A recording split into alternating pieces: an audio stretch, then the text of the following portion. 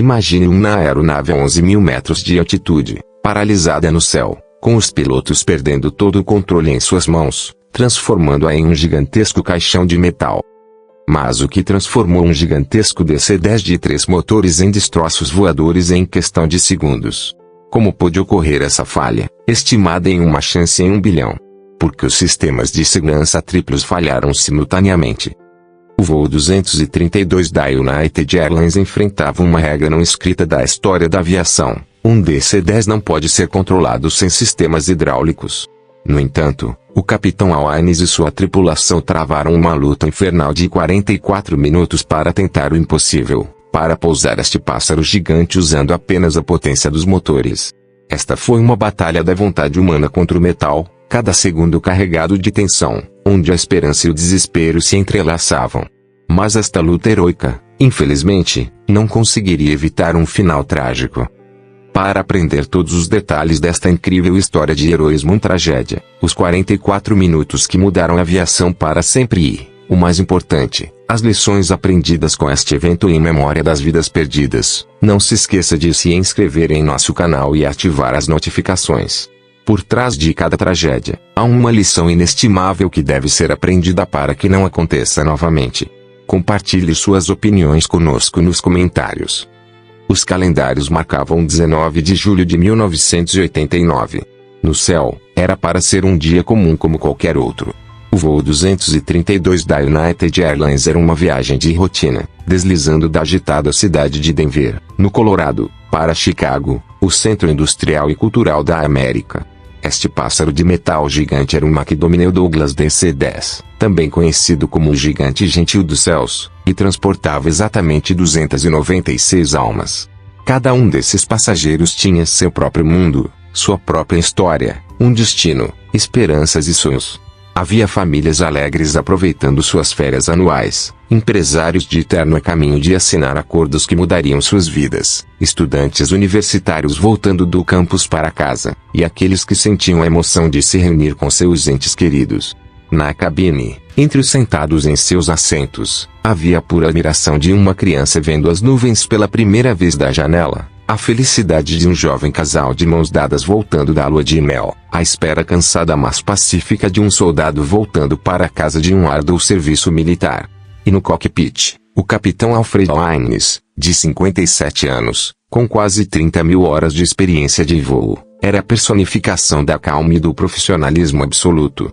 Naquela manhã, como sempre, ele havia tomado seu café, revisado meticulosamente o plano de voo e começado o dia brincando com sua equipe.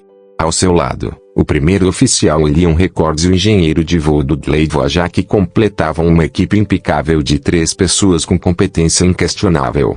Enquanto o sol da tarde banhava a fuselagem prateada do avião, o zumbido constante e tranquilizador dos 3 gigantescos motores General Electric era como uma canção de ninar moderna. Um tributo à genialidade da engenharia humana e à segurança das viagens aéreas. Ninguém, absolutamente ninguém, poderia imaginar que em poucos minutos essa melodia calma e monótona se transformaria em um grito agonizante de metal e vida, que aquele céu azul se tornaria o palco de uma das mais aterrorizantes e, ao mesmo tempo, mais inspiradoras lutas pela sobrevivência na história da aviação. Como um pássaro de metal pesando mais de 170 toneladas poderia se transformar em um projétil descontrolado e sem rumo no céu? Quem poderia prever que uma falha que até mesmo seus projetistas consideravam uma chance em 1 bilhão, quase impossível, estava prestes a se manifestar da maneira mais catastrófica? Exatamente às 15h16, enquanto o avião deslizava como se estivesse sobre trilhos a uma altitude de cruzeiro de 37.000 pés, aproximadamente 11.000 metros, sobre o estado de Iowa, o impensável aconteceu. Um grito metálico ensurdecedor e agudo perfurou a tranquilidade da cabine do cockpit como um punhal. Não era a sacudida de uma turbulência. Foi uma explosão violenta vinda de muito mais fundo, do coração do avião. O motor número 2, montado na base do estabilizador vertical, ou seja, da cauda, havia praticamente se autodestruído. Um disco de ventoinha de titânio, do tamanho da roda de um caminhão, girando a milhares de rotações por minuto, não resistiu à pressão de uma fissura microscópica remanescente do processo de fabricação, que cresceu ao longo dos anos devido à fadiga do metal, e se despedaçou. Fragmentos de metal incandescente se espalharam como estilhaços a centenas de metros por segundo, perfurando a fuselagem como uma lata de conserva e, mais crucialmente, cortando as 3 linhas principais do sistema hidráulico do avião simultaneamente, no mesmo ponto. As 3. O sistema hidráulico é o sistema muscular de uma aeronave. É o sangue que transporta os comandos do piloto no manche para as asas, a cauda, ou seja, todas as superfícies que controlam o avião. No projeto do DC-10, essas 3 linhas foram projetadas de forma independente para servirem de backup umas às outras. Se uma se rompesse, a outra assumiria, e se essa se rompesse, a terceira entraria em ação. No entanto, todas elas passavam perigosamente próximas umas das outras na seção da cauda. Este era o calcanhar de Aquiles de um gigante, uma falha de projeto fatal que aguardou silenciosamente por dezenas de milhares de voos para que uma falha tão catastrófica se manifestasse. O caos irrompeu instantaneamente no cockpit. Os alarmes soaram como uma sinfonia do inferno, um grito incessante. O manche nas mãos do capitão Aines de repente se tornou um peso morto. Ele o empurrou, puxou, girou, mas não obteve resposta. Era como se os braços e as pernas do avião tivessem sido arrancados. Os 3 medidores de pressão hidráulica marcavam 0. Este era o pior pesadelo de todo piloto, uma situação que não se esperava que acontecesse nem mesmo na teoria. Imagine o cenário, pense que todo o sangue do seu corpo é drenado em um segundo. Seu cérebro ainda funciona, você sabe o que precisa fazer, mas seus braços, suas pernas, nenhum membro lhe obedece. A situação do voo 232 era exatamente essa. Os pilotos eram o cérebro de um gigante paralisado. O piloto automático desativou. O avião imediatamente começou a inclinar descontroladamente para a direita e a perder altitude como uma pedra. O terror puro e absoluto tomou conta da mente dos pilotos. Eles não eram mais pilotos, mas prisioneiros indefesos dentro de um caixão voador, e a única coisa que os separava disso espatifarem no chão era o vazio abaixo deles e a genialidade humana, prestes a ser testada até seus limites absolutos. Enquanto o pânico e o desespero envolviam o cockpit como um veneno, por um golpe de sorte, talvez uma reviravolta do destino, uma intervenção divina se manifestou. Dennis Benefit, um piloto e instrutor sênior de aeronaves DC-10 na United Airlines, viajava como passageiro naquele voo. Ele tinha vasta experiência com falhas de motor e procedimentos de emergência. Quando ouviu a explosão e sentiu as reações anormais do avião, aquela terrível oscilação, ele soube instantaneamente que algo estava terrivelmente errado. Ele pediu a uma comissária de bordo que perguntasse aos pilotos se precisavam de ajuda. A chamada do cockpit não demorou. Quando Fitch entrou, a cena que encontrou era de um pesadelo. 3 pilotos experientes lutando com controles sem vida, enquanto o avião gigante caía em uma espiral descontrolada. "Não temos controle", disse Aines, com uma expressão de desamparo no rosto. Foi nesse momento que a primeira centelha de esperança surgiu. Ajoelhado no chão apertado do cockpit, Fitch lembrou-se de algo que havia lido em simulações teóricas, algo que parecia quase ficção científica. Se eles não podiam usar as superfícies de controle, talvez pudessem dirigir o avião diferenciando o empuxo dos 2 motores sob as asas. Isso era uma teoria louca, nunca antes tentada em um voo real, com uma chance de sucesso próxima de 0. Eles tentariam virar o nariz do avião para a direita dando mais potência ao motor esquerdo, e para a esquerda dando mais potência ao motor direito. Ao aumentar e diminuir a potência de ambos os motores simultaneamente, eles tentariam controlar minimamente a subida e a descida. Era como tentar dirigir um carrinho de compras com 2 rodas travadas, empurrando-o apenas pelos lados. Era incrivelmente grosseiro, instável e exigia uma coordenação quase telepática entre os 4 homens no cockpit. Aines se concentrou em comandar a operação como um maestro. Ricord esperava desesperadamente, tentando sentir a menor resposta, a menor vibração dos controles mortos. Wojak monitorava os sistemas em colapso e o combustível restante no painel do engenheiro com a precisão de um cirurgião. E Fitch, com as mãos nas manetes de aceleração, tornou-se os braços e pernas amputados dos pilotos. Naquele momento, ele era os músculos do avião. A comunicação entre eles era curta, clara e tensa. Dê potência à esquerda, demais, tire um pouco da direita, levante o nariz, suba, suba. O silêncio de 1 ou 2 segundos entre esses comandos era talvez o mais assustador.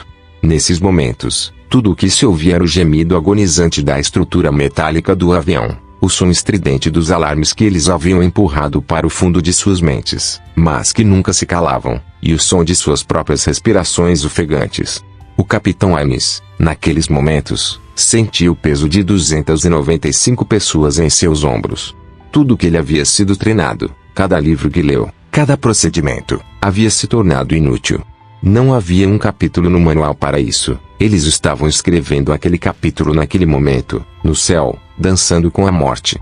Enquanto os joelhos de Danny Fitch se enterravam no chão do cockpit, o suor que escorria de sua testa queimava seus olhos. Seus braços e ombros doíam de segurar aquelas manetes com ajustes milimétricos. Isso não era pilotar um avião, era tentar domar uma fera selvagem.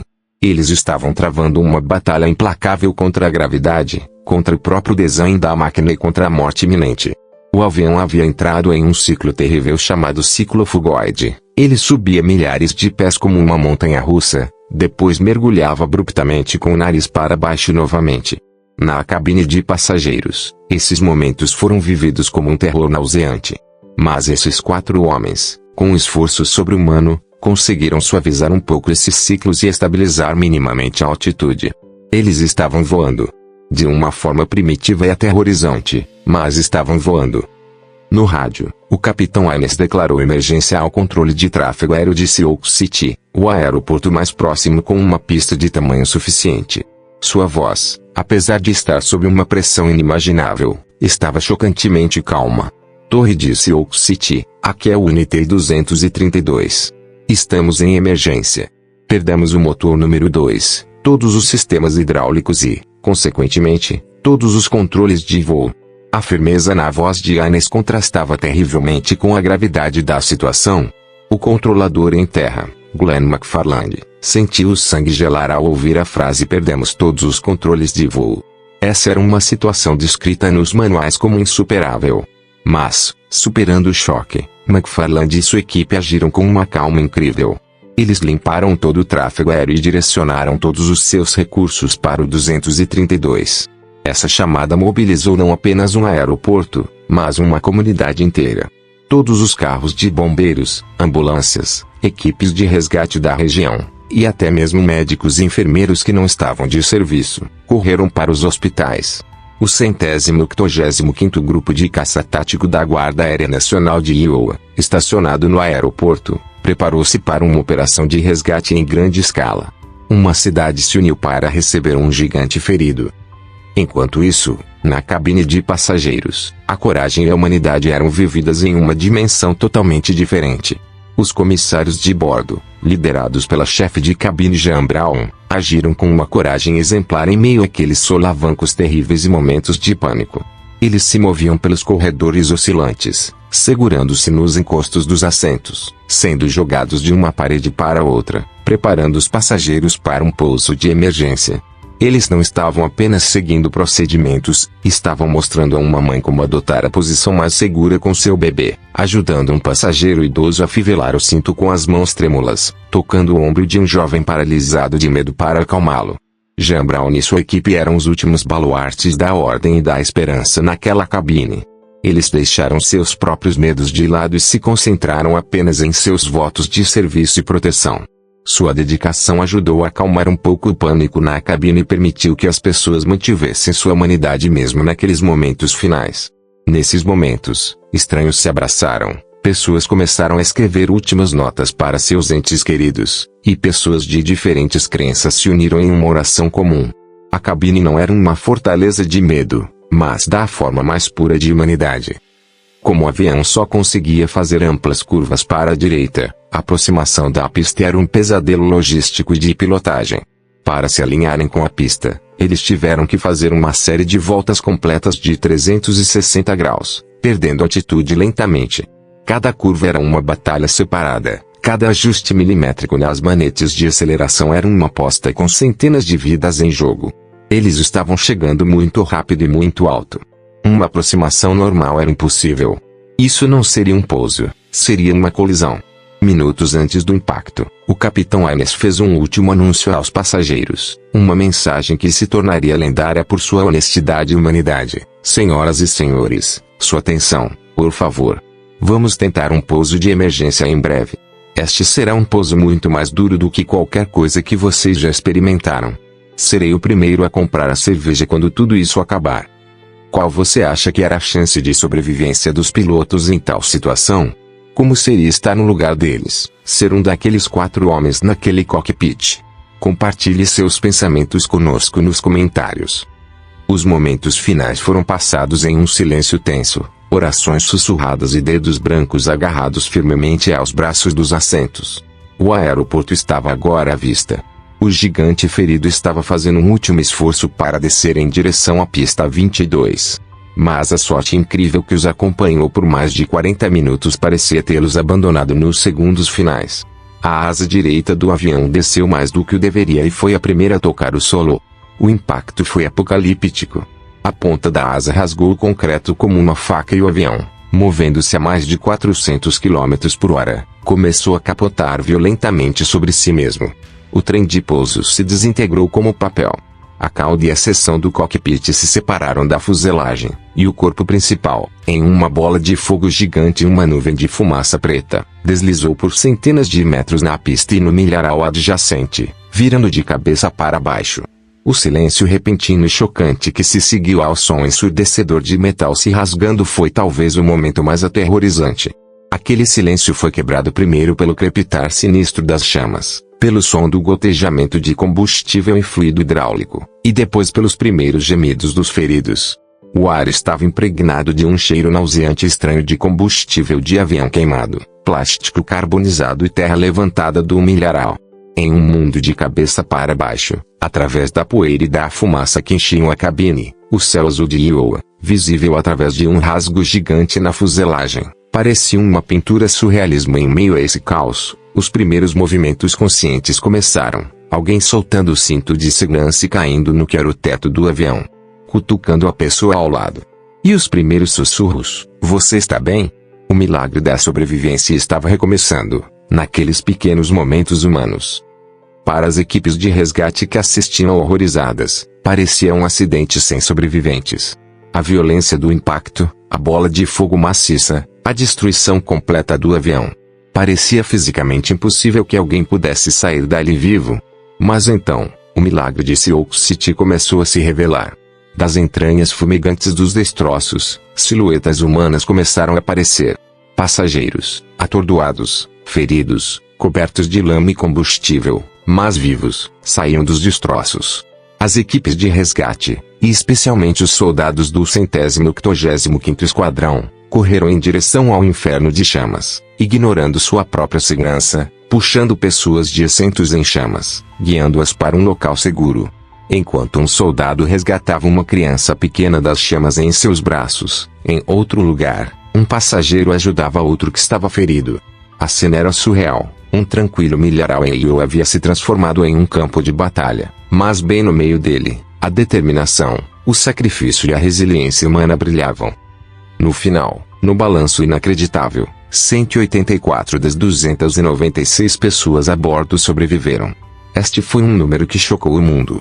Toda a tripulação do cockpit, incluindo Aines, Recordes, Wojak e Fitch, sobreviveu incrivelmente ao acidente.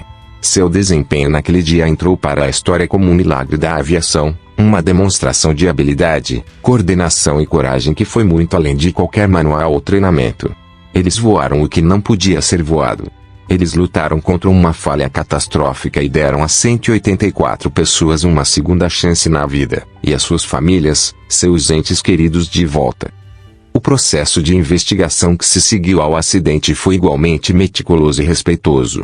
Os investigadores do Conselho Nacional de Segurança nos Transportes, NTSB, passaram meses examinando milhares de pedaços de destroços espalhados pelo milharal, remontando o esqueleto do avião em um grande hangar. Este não era apenas um trabalho técnico, cada peça era uma testemunha silenciosa dos momentos finais de uma vida. E finalmente, nas profundezas dos destroços do motor, eles encontraram a peça culpada, o disco de ventoinha quebrado com aquela fissura microscópica no centro. Essa descoberta foi a prova concreta que removeu todo o fardo de suspeita dos ombros da tripulação do cockpit, validando tecnicamente seu heroísmo. A investigação descartou completamente o erro do piloto, confirmando que a causa foi um defeito de fabricação. Embora o Capitão Ines tenha sido aclamado como um herói, ele carregou o pesado fardo de perder 112 vidas em um voo sob seu comando pelo resto de sua vida. Ele sempre enfatizou com grande humildade que o sucesso não pertencia apenas a ele, mas aos seus 3 parceiros no cockpit, a Denny Fitch, que embarcou como passageiro e se tornou um herói, e a tripulação de cabine que não deixou os passageiros sozinhos por um momento naquele inferno. Ele passou o resto de sua vida falando em conferências de segurança da aviação para que lições fossem aprendidas com essa tragédia. A história do voo 232 é uma tragédia, é um memorial eterno dedicado às 112 almas que perderam suas vidas tragicamente. Cada nome, cada história, é uma ferida que nunca cicatriza e um lembrete do custo humano do erro técnico e da falta de supervisão. A dor vivida por suas famílias é o legado mais pesado e indelével daquele dia. Lembrá-los, honrar sua memória e exigir que a responsabilidade por tais erros seja sempre buscada e aplicada no mais alto nível é nosso dever mais fundamental, para que seu sacrifício não seja em vão. Mas esta história é também uma história de esperança. É a saga do incrível poder do espírito humano diante de desafios aparentemente insuperáveis. É a história de 4 homens no cockpit que nunca consideraram desistir, de uma tripulação de cabine que foi um símbolo de coragem e compaixão sob fogo, e de 184 sobreviventes que carregam o testemunho vivo de um milagre. Sua existência prova que, mesmo nos momentos mais sombrios, há sempre um raio de esperança. Se esta história tocante tocou fundo em seu coração, se te fez refletir por um instante sobre a fragilidade da vida, pendurada por um fio tênue, e sobre a inabalável força do espírito humano para brotar mesmo sob os escombros, reserve um momento para curtir o vídeo e se inscrever em nosso canal para se tornar parte da nossa família. Lembre-se, um like seu é como uma tocha acesa para que muitas outras histórias como esta alcancem mais pessoas. Não perca nossas novas e inesquecíveis histórias que se filtram pela vida clicando no botão do sino ao lado. Porque cada história é, na verdade, um farol que ilumina nossa própria jornada. Elas nos lembram daquela força interior que às vezes esquecemos, às vezes ignoramos,